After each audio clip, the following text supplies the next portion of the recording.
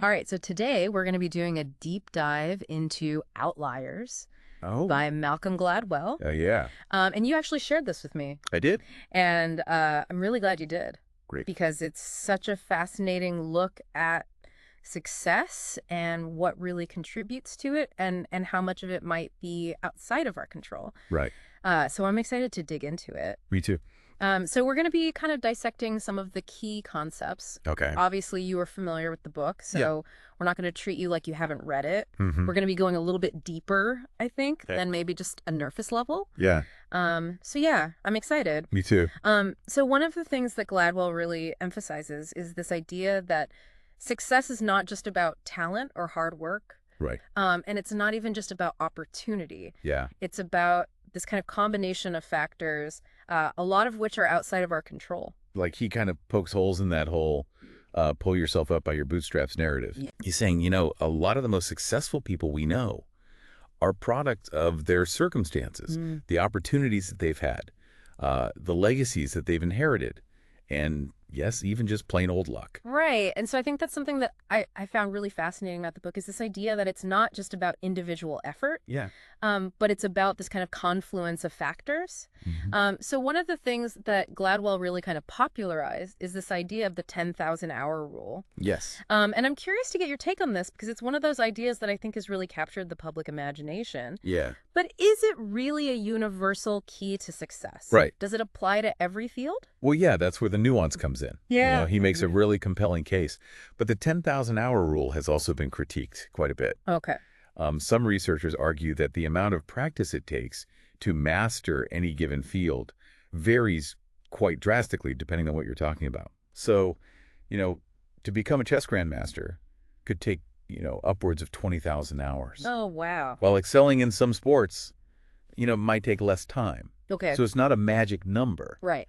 But it's more about the principle Okay. of dedicated, focused practice over an extended period of time. Right. So it's not like I can just clock in 10,000 hours Right. and then suddenly I'm a world class, whatever. Right, exactly. And Yeah. and the type of practice matters too. Okay. Gladwell really emphasizes deliberate practice, Mm-hmm. which goes beyond, mindlessly repeating something. Right. It's about, pushing your boundaries, Mm-hmm. seeking feedback, constantly refining your technique. Right. So for example, if I wanted to get better at public speaking, Sure. instead of just giving the same presentation over and over again, Right. I would need to actually seek out feedback.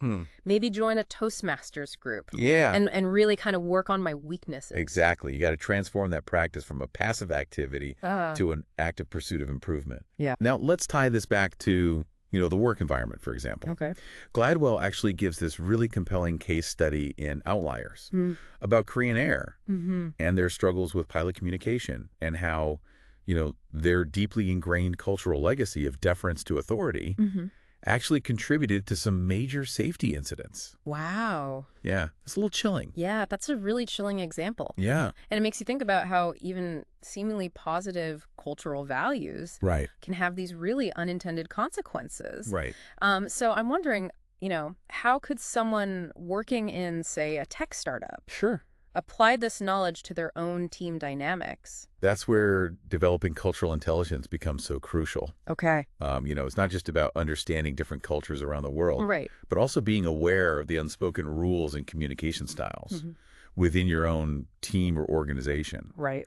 If there's a culture of not rocking the boat, Yeah. that can really stifle crucial feedback Right. and innovative thinking. So it's about creating a space where everyone feels safe Exactly. to contribute and to challenge ideas Precisely. and to offer their perspectives. Yeah. And leaders play a huge role in fostering that kind of environment. Right. They need to model open communication, actively solicit feedback from all levels, Yeah.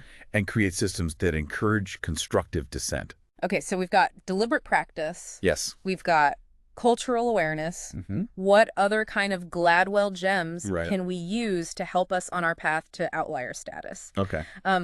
I'm particularly interested in this idea of the Matthew effect, Yes. which I feel like is something that plays out It does. in almost every aspect of life. It really does. It's incredibly pervasive. Yeah, The idea that the rich get richer and the poor get poorer. right. He shows us how these small initial advantages can snowball over time, Yeah. leading to significant disparities in success. Think about those kids who are, just slightly older in their school year. Mm-hmm. They get a little bit more attention, Right. more opportunities from teachers. Yeah. And then that translates into better performance later on. Right. It's like a self-fulfilling prophecy almost. It really is. It's a bit of a sobering thought. Yes. If those early advantages are so powerful, how do we level the playing field? Right. Are we just destined to be shaped by our circumstances? Well, that's where I think Gladwell's emphasis on opportunity comes in. Okay. He acknowledges the influence of circumstance, Mm-hmm. but he also argues that we're not powerless, Okay.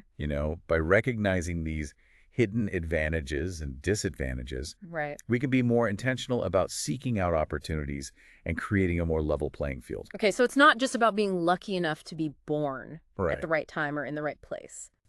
It's about being aware of those factors, being proactive Yeah. in seeking out opportunities, and potentially even creating our own opportunities if we have to. Okay. Think about networking, building relationships, putting yourself out there, Yeah. and being willing to step outside of your comfort zone. So we're not just passively waiting for opportunities to come to us. Right. We're going out and we're creating them. Exactly. We're seeking them out, and Yeah. we're ready to seize them when they arise. And that ties back into, deliberate practice. Right. The more we hone our skills, the more we develop our talents, Mm-hmm. the better equipped we are to capitalize on those opportunities when they do come along. So it's about taking ownership of our own success. It really is. Okay, so we've talked about deliberate practice, Yeah. cultural legacy, opportunity, and the Matthew effect. Right. These are all pretty powerful forces, I think, that are shaping success. They are. But Gladwell also talks about this idea of finding meaningful work, something that really resonates with our values and our passions. Absolutely. I'm curious to explore that a little bit more because I feel like a lot of people struggle with that, Yeah, they do. with finding that sense of purpose in their work. It's a real crisis. Yeah. Yeah, he argues that true outliers, they're not just driven by these external rewards Okay. or recognition. Mm-hmm. They're intrinsically motivated by the work itself Right. because it aligns with their values, their interests, and their passions. So it's not just about climbing the corporate ladder Right. or chasing a paycheck. Exactly. It's about finding work that truly lights you up. Right. Something that you do even if you weren't getting paid for it. Right. And he gives examples of entrepreneurs He does. who were so passionate about their ideas Mhm. that they were willing to take these enormous risks Right. and work tirelessly to Ah. bring them to life. And that's so inspiring, It is inspiring. but it's also a little daunting. Yeah, it is a little daunting. So for those of us who are Yeah. feeling a little bit stuck Yeah. in jobs that maybe don't Uh-huh. quite align with our passions, Right. what advice does Gladwell offer? Well, that's where the power of self-reflection comes in. Okay. He encourages us to ask ourselves some tough questions. Okay. What are my core values? Mm-hmm. What activities bring me joy and a sense of fulfillment? Yeah. What kind of impact do I want to make on the world? Those are big questions. They are. It sounds like it takes a lot of courage It does. to even start asking them. It's a challenging process, Yeah. but it's also incredibly empowering. Okay. By taking the time to really understand ourselves, Mm-hmm. our values and our aspirations, Yeah. we can start to make choices that lead us towards more meaningful work. So it's not about having all the answers right away. Yeah. It's about starting that journey of self-discovery and being open to exploring different paths until we find something that really resonates. Exactly. And it's important to remember that finding meaningful work isn't necessarily a one-time event. Right. It can be an ongoing process Okay. of exploration, experimentation, and adjustment. So it's not about finding the perfect job Right. right out of the gate. No, it's about being willing to evolve, to learn new skills, to take risks, and to continuously seek out opportunities that align with our evolving passions and values. It's about the journey, It is. not the destination. Yeah. And being open to the possibility that our definition of meaningful work might change and evolve over time. This is all incredibly thought-provoking. It is. We've covered deliberate practice, cultural legacy, opportunity, the Matthew effect, and this importance of finding meaningful work. Right. And I feel like we're just scratching the surface. Yeah, Outliers is packed with so many fascinating insights and Yeah. case studies. Right. And I think, the real power of his work lies in how it challenges us to think differently about success, to question our assumptions, and to see the world through a new lens. And that's what we're going to continue to do in the next part Yes. of our deep dive into Outliers. Stay tuned. We're going to explore some of the criticisms of Gladwell's work. Okay. And we'll delve even deeper into those practical strategies and mindsets that can help you achieve your own version of outlier success. I love it. Stay with us. One of the things that makes Gladwell so fascinating, I think, is his ability to connect these seemingly unrelated ideas and weave them into this larger narrative about success. Yeah. It's not just about, individual traits. Right. It's about understanding the context, the systems, the historical forces that shape our lives. Yeah, it's like he's this detective who's uncovering these hidden patterns and connections that we might not otherwise see. Right. And he does it through these amazing stories. He does. Like the one about the Canadian hockey players and the birth date effect. I was like blown away by that. It's a classic example of how these seemingly arbitrary factors have a huge impact. Yeah. Just because of the cutoff dates for youth hockey leagues. Right. Kids born earlier in the year end up having this physical advantage. Right. Which then snowballs into, more ice time, better coaching, and ultimately a higher likelihood of making it to the pros. It really makes you wonder how many other birth date effects are out there Right. that we don't even realize are Like shaping our lives. Yeah, like in the school system even. Yes. I know. Those kids who are a little bit older Right.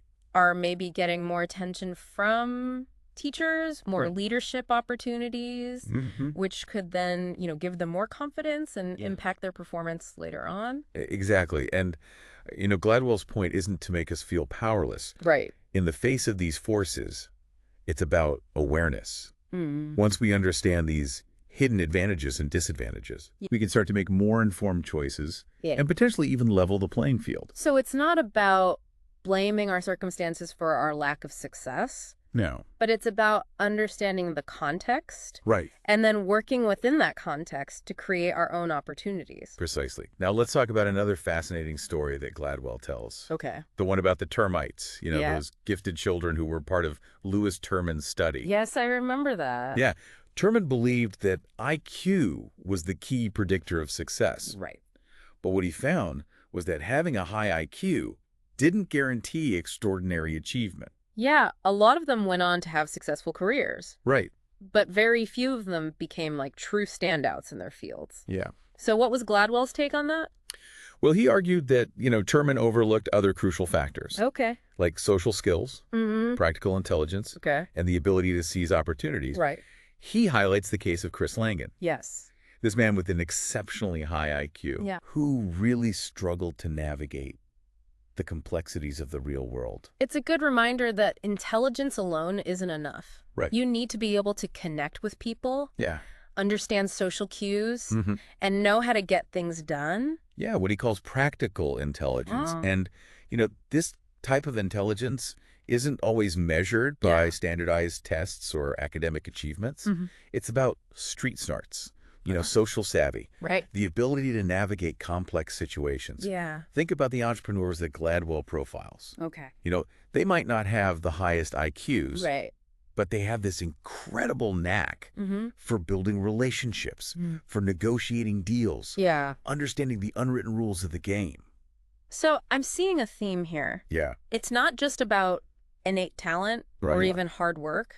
It's about this combination of factors. It is. Opportunity, cultural legacy, practical intelligence, and even a little bit of luck. And it's about understanding how these factors interact and influence our paths. Absolutely. And it's about recognizing that success is not a linear path. Right. There are going to be setbacks, detours, unexpected challenges along the way. Of course. But it's how we respond to those challenges, how we adapt and learn and keep pushing forward, that ultimately determines our success. No, in the last part of our deep dive, we touched on some of the criticisms of Gladwell's work. Right. Some people argue that he oversimplifies complex issues or that he relies too heavily on anecdotes. Yeah. What's your take on that? Well, it's true that Gladwell's work is meant to be thought-provoking. Okay. Not necessarily the final word on any given topic. He's a storyteller. Yeah. And he uses compelling narratives to illustrate his points.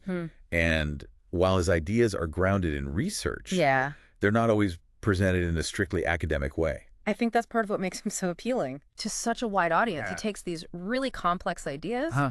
and makes them accessible, Yeah. engaging. Yeah. But it's important to read his work critically, Right. to do your own research, and to form your own conclusions. Of course. And, it's worth noting that even those who criticize Gladwell yeah. acknowledge his ability to spark important conversations Right. and challenge conventional thinking. Okay, so let's bring it back to the listener for a second and Yeah. how they can apply these ideas. Yeah. What are some actionable takeaways that they can implement in their own lives? One of the most powerful takeaways, I think, Yeah. is the importance of being proactive in seeking out opportunities. Mm-hmm. Gladwell shows us that successful people Yeah. aren't just passive recipients of good fortune. Right. They're actively putting themselves out there, Yeah. networking, building relationships, and creating their own luck. So it's not just about working hard in isolation. No. It's about being strategic. Yes. Being visible and making connections, that can open doors. Exactly. And it's about being willing to take risks, to step outside of your comfort zone, Yeah. and embrace new challenges. I'm also thinking about Gladwell's emphasis on deliberate practice. How can the listener apply that to their own goals? Right. Whether it's learning a new skill, improving their performance at work, or pursuing a creative passion. Well, it's about transforming your practice from a mindless routine Right. into a focused and intentional pursuit of improvement. Okay. Set specific goals for each practice session. Seek out feedback from mentors or peers. Yeah. Identify your weaknesses and work on them systematically. Right. And don't be afraid to push yourself beyond your comfort zone. I love that. And I also love how Gladwell emphasizes the importance of finding work that aligns with our values and our passions. Yeah, it's so important. Which we all strive for, Yeah. but can be so challenging. It's a real journey. Yes, it is. But it's not always about this dramatic career change. Right. Sometimes it's about finding ways to infuse more meaning and purpose Okay. into our existing work. Hmm. Maybe it's taking on a new project that aligns with our interests, Right. seeking out opportunities to mentor others, Yeah. or simply finding ways to make a positive impact in our daily interactions. So it's about being proactive, both in shaping our careers and in finding ways to make our work more meaningful. Absolutely. And it's about recognizing that our careers are not static. Right. They're constantly evolving. Yeah. And we have the power to shape that evolution through our choices and actions. This has been an incredible deep dive so far. It has. We've covered so much ground. We have. From the power of opportunity and the importance of deliberate practice to the impact of cultural legacies and the search for meaningful work. It's been great. But I have a feeling there's even more to uncover. There is Outliers, is a book that keeps on giving. Yeah, and in the final part of our deep dive, Yes. we're going to explore some of Gladwell's more advanced strategies for achieving outlier success. Love it. All right, so we're going to dig into some of Gladwell's more advanced strategies for kind of reaching that outlier level. Okay, so you mentioned this term earlier, deliberate stretching. Yes. What exactly does that mean, and how can someone actually put that into practice? Yeah, so think of it as pushing beyond your comfort zone. Okay. In a very intentional way. Mm-hmm.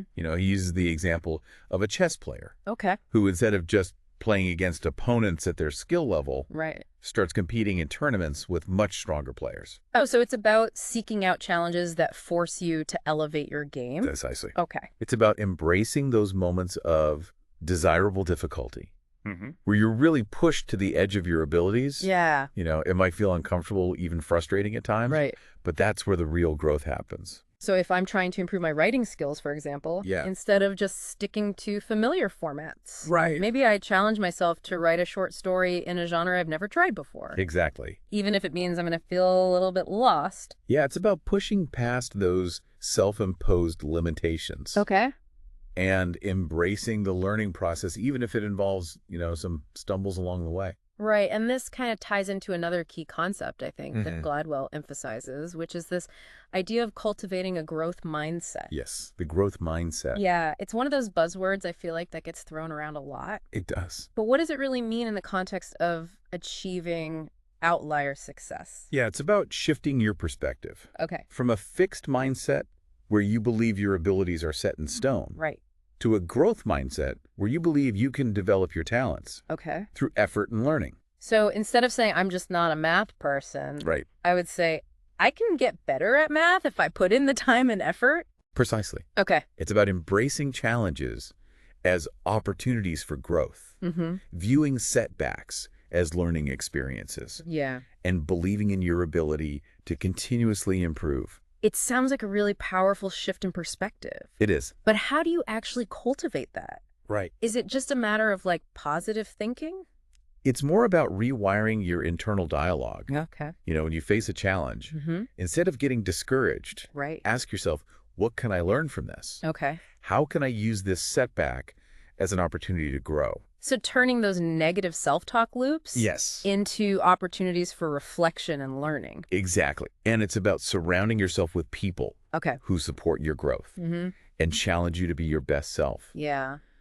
Gladwell talks about the importance of mentorship Right. and finding those individuals who can guide you, inspire you, Yeah. and help you see your potential. It's like building a personal board of directors, a team of people who believe in you and are invested in your success. I love that analogy. Yeah. And this brings us to another Gladwell gem, Okay. leveraging your unique legacy. Oh, okay. He argues that we all inherit strengths, values, and perspectives from our families, our cultures, and our communities. So recognizing those inherent advantages and using them to our advantage. Exactly. It's about understanding how your background has shaped you, what unique strengths you bring to the table, Okay. and how you can leverage those strengths to achieve your goals. This reminds me of his analysis of the success of Jewish lawyers in New York City. Yes. He found that a lot of them came from families who had been shut out of other professions. Right. So they kind of gravitated towards law, which was a field that was more open to them. Right. And because they often specialized in areas like corporate litigation, Okay. which were overlooked by the established firms. Right.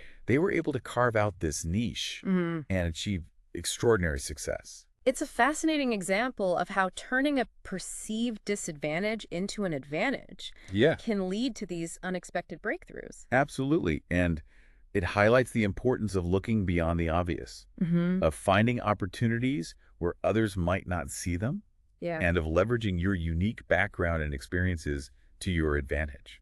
Okay, so we've talked about deliberate stretching, growth mindset, leveraging your legacy. Yes. Any other kind of Gladwell wisdom we should be packing in our outlier toolkit? Well, he emphasizes the importance of creating your own opportunities. Okay. Don't just wait for them to come along. Go out and make them happen. So it's about being proactive, taking initiative, and not being afraid to forge your own path. Precisely.